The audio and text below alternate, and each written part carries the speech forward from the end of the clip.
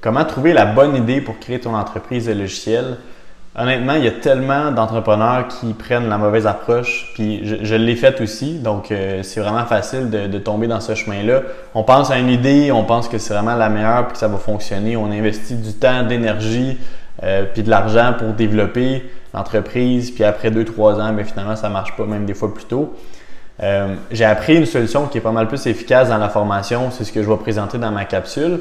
C'est de te fier sur le marché, c'est quoi les besoins, c'est quoi les irritants qui vivent. Puis après ça, bien, je vais développer une solution qui répond à ces besoins-là. Puis de cette façon-là, tu es sûr que ça répond vraiment à un besoin puis que les gens vont l'utiliser et ils vont prêts à être payés pour ton idée, pour ta solution. Donc le concept pour aller trouver la bonne idée, ça s'appelle le Idea Extraction. En français, c'est on peut dire comme l'extraction d'idées tout simplement. C'est assez simple. On va premièrement choisir un secteur d'activité. On va contacter les propriétaires d'entreprise, les gestionnaires, les dirigeants pour leur demander simplement c'est quoi les irritants pour comprendre vraiment leur quotidien puis voir y a-t-il des choses qui pourraient être mieux faites puis que je pourrais développer une solution logicielle qui répondrait à ces irritants-là. Ensuite, on demande une validation avec un dépôt par exemple monétaire. On développe la solution puis après ça, on est sûr que les gens vont vraiment l'utiliser et qu'ils vont être prêts à payer pour. La première étape, c'est que tu choisis 1 ou 2 secteurs d'activité qui t'intéressent, dans lesquels tu vas contacter des propriétaires d'entreprise. Ça peut être vraiment n'importe quel secteur d'activité.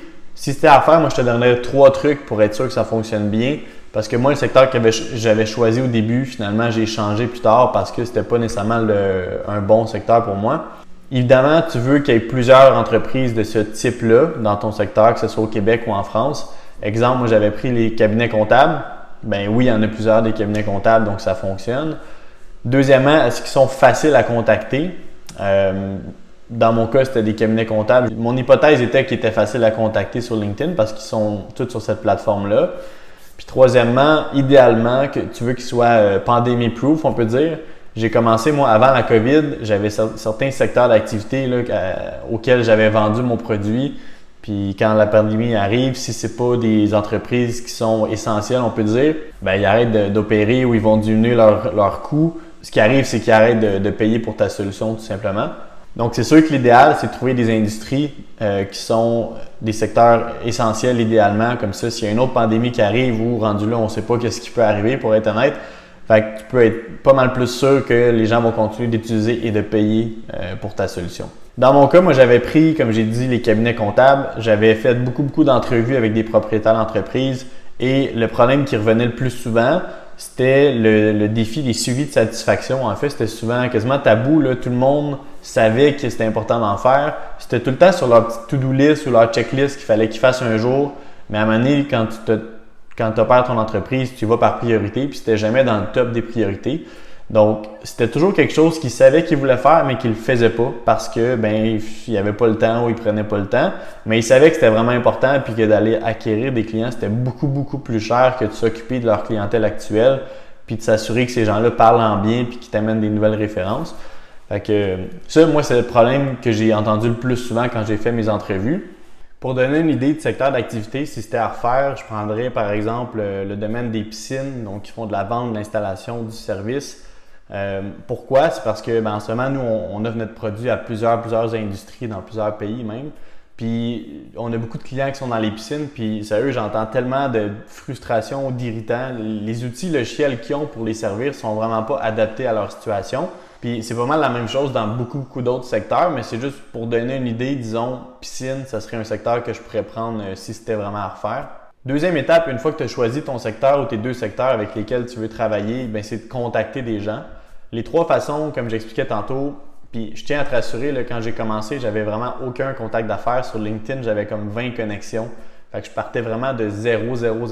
Si tu as déjà des contacts ou tu as des amis ou des connaissances qui ont des entreprises dans ce domaine-là, serre-toi-en sérieusement parce que ça va beaucoup t'aider. Je partais de 0 puis c'était quand même difficile au début. Donc là, après ça, ce qu'il faut faire, contacte des propriétaires d'entreprise avec, peu importe la façon, là, je te dirais il y en a 3 normalement. Tu as LinkedIn qui fonctionne quand même bien. Il y a courriel puis il y a cold call. Tu peux aussi te présenter en personne. Il y a aussi d'autres réseaux sociaux. Il y a plein de façons, là, mais je te donne les 3 façons que moi j'ai utilisées qui ont bien fonctionné. Sur LinkedIn, comment je faisais? J'allais dans la section My Network. Je cherchais avec des mots-clés, je pense, des propriétaires d'entreprises dans le domaine des cabinets comptables. Par jour, j'avais une limite, je pense, de 80 ou 100 connexions que je pouvais ajouter. Je ne mettais même pas de message, même pas de notes, juste envoyer l'invitation. Après une semaine ou deux, LinkedIn, il y a comme une intelligence, il me proposait des gens vraiment dans mon secteur, des cabinets comptables, des propriétaires d'entreprises. Puis sur les 80 invitations ou 100 invitations que je faisais par jour, j'allais toujours à la limite, là, ça me disait que je ne pouvais plus en inviter. Le lendemain matin, j'avais environ 10 ou 20 nouvelles connexions, des fois un petit peu moins que ça, mais ça me surprenait toujours quand même qu'il y avait des gens qui acceptaient mes invitations pour absolument rien. Ce que je faisais, c'est qu'après ça, je leur écrivais sur LinkedIn directement. Une fois que c'est une connexion, tu peux leur écrire gratuitement. Puis je leur expliquais que je voulais simplement prendre un petit 10-15 minutes de leur temps pour... des fois, je disais même que je faisais un projet de recherche, que je voulais juste comprendre leur quotidien. Il y a plein de façons d'approcher ça, mais ce qui est important, c'est de dire que tu n'as vraiment rien à vendre. Tu es plus là pour écouter puis essayer de comprendre comment ça fonctionne dans leur secteur. Par courriel, c'est la même chose. Un petit truc que j'ai découvert pour trouver des adresses courriel, c'est une extension Chrome qui s'appelle Hunter, H-U-N-T-E-R. Je vais essayer de mettre le lien dans la description. Quand tu vas sur le site web de l'entreprise, la petite extension, il va s'allumer en genre orange. Tu cliques dessus. S'il est en gris, ça veut dire qu'il n'y a rien trouvé, là, mais souvent il va être en orange. Il va te sortir les adresses courriel que tu as trouvées sur tous les réseaux sociaux, sur toutes les pages web possibles. Puis c'est quand même facile. Souvent, ils vont trouver soit comment c'est construite l'adresse courriel. Donc, mettons, c'est toujours le prénom alexandre.tremblay@cabinetcomptable.com. Avec ça, tu es capable de reconstruire l'adresse de ton contact, souvent qui est le propriétaire d'entreprise. Ça, c'est le truc que j'utilisais pour trouver les adresses courriel de mes clients potentiels, de mes prospects potentiels. Troisième façon, c'est vraiment le cold call. Ça fonctionne encore super bien ici au Québec. En France aussi, le cold call, ça fonctionne très bien. C'est quand même plus difficile aussi parce que tu vas te faire souvent rejeter, tu vas te faire raccrocher au nez même des fois. Puis il y a toujours la secrétaire ou la gatekeeper qui va t'empêcher, dans certains cas, de parler avec la personne. Mais quand tu prends une approche vraiment que tu fais un projet, que tu n'as rien à vendre, c'est beaucoup plus facile de passer que plus tard quand tu as vraiment quelque chose à vendre. Tu peux me faire confiance là-dessus. Peu importe la façon que tu choisis pour les contacter, l'objectif, c'est vraiment d'aller avec le plus gros volume possible. Ce qui est important que tu gardes en tête, c'est que les gens que tu contactes en ce moment, c'est vraiment pas perdu. Moi, l'erreur que j'ai faite, c'est que j'ai trop voulu aller rapidement vers le développement de solutions pour répondre à ce besoin-là qui était fréquent. Ce que j'ai oublié ce que j'avais pas réalisé dans le temps, c'est que tous ces gens-là sont mes clients potentiels puis vont devenir des ventes hyper faciles à faire plus tard. Donc, si tu es capable d'en avoir au moins des entrevues, il va falloir que tu en fasses au-dessus de 50 facilement. Puis le plus que tu en fais, le mieux que ça va être pour plus tard. Ça va te faire des clients qui sont super faciles à closer. Donc, une fois que tu as réussi à avoir une rencontre, que ce soit physique, Zoom ou téléphone, l'objectif, c'est super simple, c'est de trouver des irritants que la personne vit au quotidien, mais surtout qui pourraient être résolus potentiellement avec une solution logicielle. Je te conseille vraiment les rencontres Zoom. Je trouve que c'est le meilleur hybride entre tu n'as pas besoin de te déplacer, mais en même temps, tu as le contact humain, tu es capable de voir la personne, puis la personne va être beaucoup plus réceptive aussi quand elle est capable de te voir de son côté. Concrètement, ce que tu dois faire, c'est de poser des questions pour comprendre leur quotidien, puis après ça, de trouver des irritants. Tu vas voir, il faut vraiment que tu creuses parce que la personne, c'est tellement rendu son quotidien que même si c'est des irritants, ben c'est rendu son quotidien, elle sait même plus que c'est frustrant. Puis, il faut que tu l'aides à creuser parce que sinon, elle va vraiment rester en surface. Un truc que j'avais trouvé, c'est de demander à la personne de me décrire, disons, une journée précise. Parce que si j'ai demandé, décris-moi ton quotidien, il va te dire, mais il n'y a pas de journées qui sont pareilles ou quoi que ce soit. Fait que j'ai dit, OK, mais parle-moi de ta journée d'hier, qu'est-ce que tu as fait quand tu es arrivé, après ça, qu'est-ce que tu as fait jusqu'à midi, puis après ça, l'après-midi jusqu'au soir. Ça va forcer la personne à creuser puis à se souvenir d'une journée précise. Puis après ça, tu vas être capable de décortiquer chaque action qu'il a fait dans la journée, puis de pouvoir creuser chaque élément dans cette journée-là. Si la personne a dit que la journée d'hier, mettons, c'était pas un bon exemple pour X, Y raison, tu peux demander, mettons, la semaine passée, mais il faut que ça soit vraiment frais en mémoire, idéalement, pour la personne. Donc, un exemple, disons que tu prends l'exemple du secteur d'activité de la piscine, tu demandes à la personne qu'est-ce qu'elle fait, puis là, elle t'explique qu'à un moment donné, un bout dans sa journée, elle semble faire des genres de tâches manuelles, genre l'envoi de factures et tout. Puis là, tu creuses, tu es comme, ben pourquoi est-ce que tu fais ça? Pourquoi c'est pas automatisé avec ta solution logicielle ou ton logiciel de gestion déjà? Puis je prends cet exemple-là parce que je l'ai entendu, je pense, juste la semaine passée. Là. Puis là, c'est là que la personne va te dire, par exemple, ben mon logiciel que j'utilise, il n'est pas adapté à notre milieu, fait que ça fait pas telle chose. j'ai fouillé, j'ai cherché toutes les solutions possibles, puis il n'y a rien qui fait ça. Fait que quand tu entends ça, ben, tu es comme, OK, ben, il y a peut-être un potentiel à cet endroit-là. Puis là, c'est important de lui demander, est-ce que tu as déjà fait des recherches pour trouver une solution à ça? Est-ce que tu as déjà essayé d'autres solutions? Si la personne te dit non, les chances que ce soit vraiment un problème majeur sont assez faibles. Ce que je veux dire avec ça, c'est que c'est peut-être pas un bon irritant à creuser. Encore là, ça va dépendre si ça revient avec d'autres personnes. Mais règle générale, si c'est vraiment un gros irritant, la personne va avoir déjà fait des démarches, va avoir essayé de trouver des solutions à ce problème-là.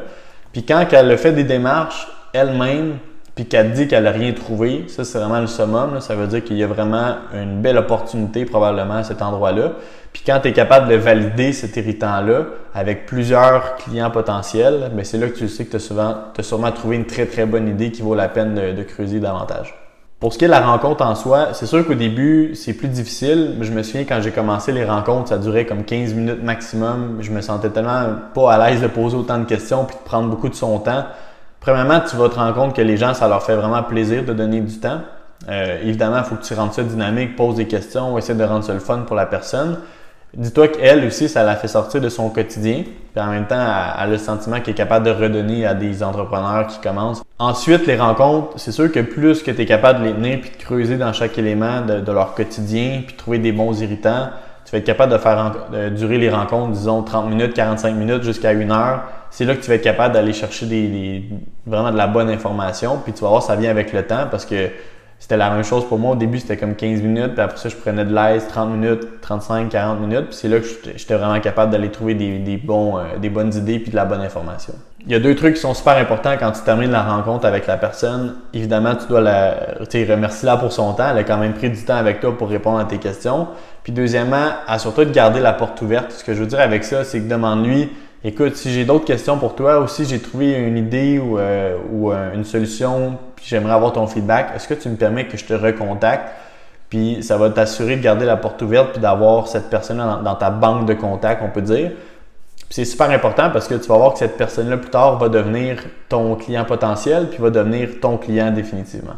Dans la prochaine capsule, je vais présenter comment valider si ce que tu as trouvé vaut la peine de poursuivre puis de voir si c'est un potentiel produit à développer.